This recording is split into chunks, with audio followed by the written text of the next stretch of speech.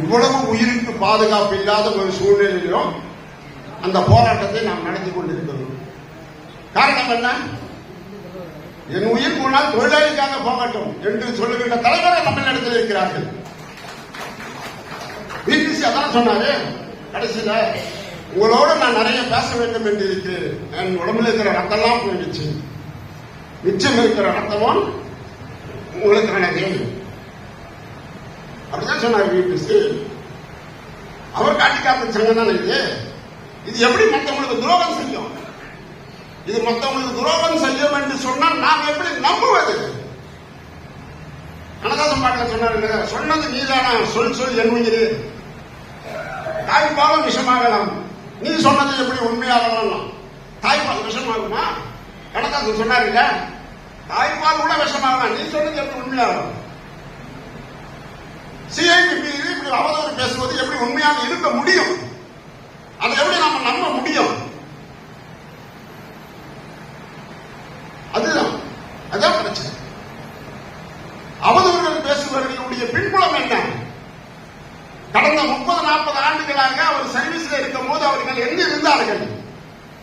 தொழிலாளர்களுடைய உரிமைக்காகவும் அவர்களுடைய சட்ட உரிமைக்காகவும் சலுகைக்காகவும் போராடும் போது அவர்களுடைய பணி என்னவாக இருந்தது? அவருடைய பணி என்னவாக இருந்தது? கண்காணித்தனமாக இருந்தது. நான் வண்டி நிறுத்தும் போது என்னை ஏற்றி கொள்ள வந்து முதல் வண்டி எடுத்தோம்னா ஓய்வு பெற்ற அமைப்பில் வந்து நின்று சிஐடி என்ன பண்ணுதுன்னு கேட்கணும். எப்படி கேட்பாங்க? கடந்த 30 வருஷம் என்ன பண்ணுவீங்க? இப்பொழுது உங்களை நாடு வந்ததுக்கு காரணம் என்ன?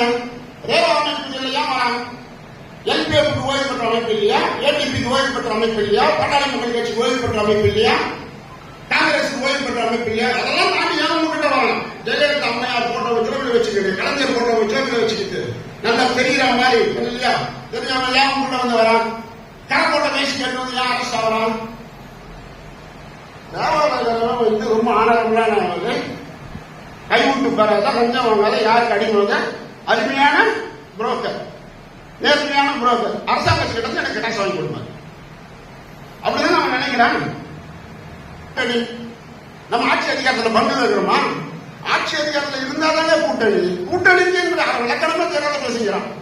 கூட்டணினா என்னன்னு தெரியாது. நாம் திமுகவோட ஏற்படுத்தியது தொகுதி உடன்பாடு. நாங்க 4 தொகுதியில் நிற்கிறோம். 234 தொகுதியிலே 230 தொகுதியில் உங்களுக்கு நாங்க ஓட்டு போடுறோம். 4 தொகுதியில் நீ எனக்கு ஓட்டு போடு, அவ்வளவுதான். அது தாண்டி வேற என்ன இருக்குது? ஆட்சி அதிகாரத்தில் பங்கு இருக்குதா? அரசுடைய கொள்கை முடிவுல நம்ம கருத்து இருக்கா? 8 மணி நேரம் வேலையை 12 மணி நேரம் ஆகும்போது எதிர்த்து போராட்டம் நம்ம யார் போராடுறது? சிஐடி தானே முன்கை எடுத்தது, வேற யாரும் எடுத்தது? இப்ப சாம்சங் போராட்டத்தில் அரசு எதிர்த்து தானே போராடுறோம், வேற யாரும் எதிர்த்து போராடுறோம். எனவே தொழிலாளர்கள் கொஞ்சம் தெளிவாக பார்க்க வேண்டும். இடதுசாரி பார்வையோடு, மார்க்சிய பார்வையோடு, இன்றுள்ள வர்க்க சிந்தனையோடு, வர்க்க அரசியலை, இன்றுள்ள அரசியல்வாதிகளை வச்சு பார்க்கணும். நமக்கு பின்னாடி பிஜேபி இருக்கு, மறந்துடாதீங்க. ஒரு நாளைக்கு 400 கூட்டம் நடத்துங்கிற ஆர்எஸ்எஸ் இந்த மாதிரி வெளியில தெரியாது. 400 கூட்டம் ஒரு நாளைக்கு தமிழ்நாட்டில் 400 கூட்டம் நடக்குது. ஒரு கூட்டம் கூட வெளியில தெரியாது. எல்லா வகையையும் பயன்படுத்தலாம். ரஜினியை பிடிச்சி பார்த்தா முடியல, இப்ப விஜய்க்கு வந்துட்டான். எப்படி வருது அவ்வளவு காசு? 100 கோடி ரூபாய் செலவு பண்ணி மாணவர்கள் நடத்தலாம். எப்படி நடத்துவான்? நம்மளை உண்டி குடிக்கன்னு பேசுறான். நமக்கு ஒரு அரசியல் வேண்டாமா?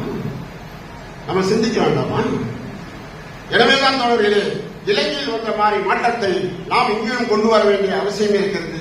எனவேதான் சிஐடி சொல்கிறது, போக்குவரத்து தொழிலாளர்களுடைய பிரச்சனையை தீர்ப்பதற்கு சிஐடி எடுத்துக்கிற முன்முயற்சியினுடைய முதல் கூட்டமாக, முதல் நடத்தமாக இந்த திண்டுக்கல்லிலே இந்த கூட்டத்துக்கு ஏற்பாடு செய்யப்பட்டிருக்கிறது.